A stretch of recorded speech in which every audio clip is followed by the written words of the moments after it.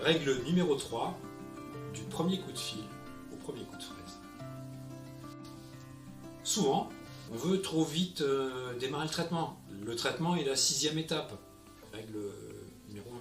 Je parle dans cette règle de ce qui se passe avant qu'on commence à travailler. Et là, ce n'est pas sur le plan clinique, c'est sur le plan relationnel. 5 étapes.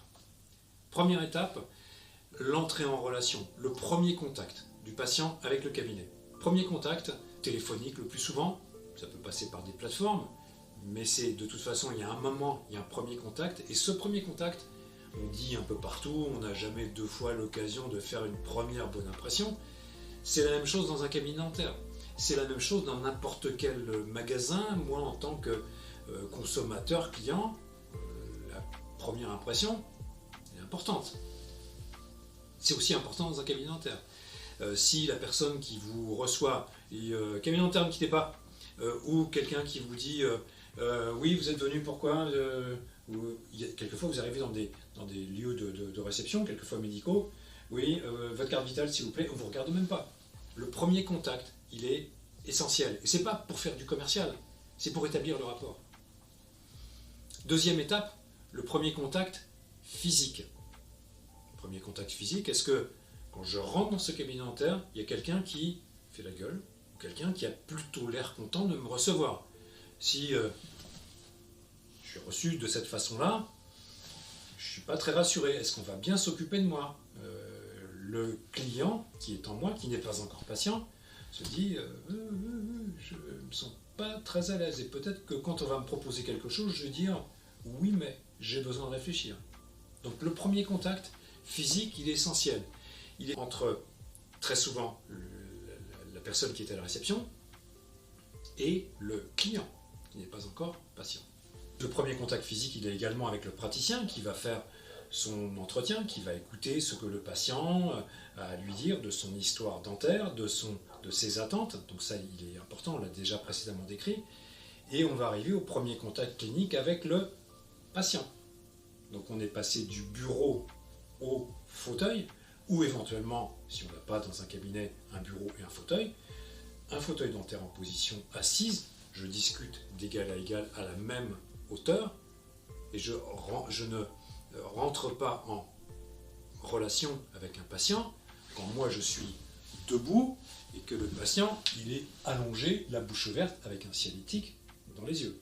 Donc je rentre en relation avec un être humain. Et à un moment, je vais entrer en contact physiquement dans la bouche de ce patient, avec des instruments, avec des doigts. Je rentre quelque part dans son intimité. Donc ce premier contact physique, il est important. Et là, on va arriver sur qu'est-ce qu'il faut faire. On va avoir besoin de s'accorder, non plus avec un patient, mais de nouveau avec un client. On est dans le relationnel. Le client, lui, va décider si il est d'accord avec ce traitement, s'il est décidé à confier sa bouche, payer une somme parfois importante pour ce traitement, en étant parfaitement confiant. On va avoir besoin de s'accorder. Et si on regarde la littérature, si on regarde les recommandations, on voit pathologie, conduite à tenir. Dans tel cas, on doit faire ça. Il y a même dans la littérature, il y a des articles qui sont pour moi surréalistes qui disent quelle est la meilleure attitude. Est-ce qu'il vaut mieux faire un retraitement endo ou poser un implant? Ça, c'est une histoire de santé publique. Mais sur le patient en question que j'ai face à moi, la réponse est ça dépend. Il n'y a pas de conduite à tenir. La conduite à tenir, c'est seulement pour quelqu'un qui est dans la rue, qui a perdu connaissance. Là, il y a une conduite à tenir. On ne va pas lui demander son avis. Il y a des choses à faire en termes de soins de première urgence. Comme nous faisons des soins de première urgence quand on traite une pulpite aiguë. Là, il y a une conduite à tenir, hein, c'est pas compliqué.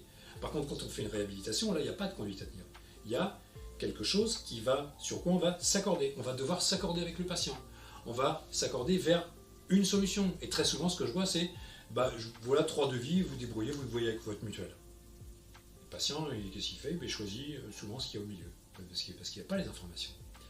Donc il va falloir qu'on accompagne le patient pour décider quel est le traitement qui convient à sa demande, à ses attentes et à son cas particulier. Pour ça, il va falloir qu'on s'accorde vers une seule solution. Et c'est les gens, ils sont tous équipés d'un cerveau, ils sont capables de comprendre. Donc on va aller vers une solution qui sera la bonne. Et quand le patient a compris, accepté, qui sait vers quoi on va aller, étonnamment, il dit c'est ça que je veux, docteur. Et là, il va vous demander, évidemment, combien ça coûte.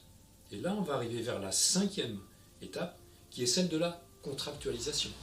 Et là, on a affaire au client, qui lui va devoir payer. Quelquefois, ça va lui convenir, quelquefois, ça ne va pas lui convenir. Et peut-être qu'on va revenir sur une autre solution, mais la plupart du temps, si le patient a compris, qu'il a accepté, qu'il dit oui, c'est ça que je veux, combien ça coûte, je vais me débrouiller.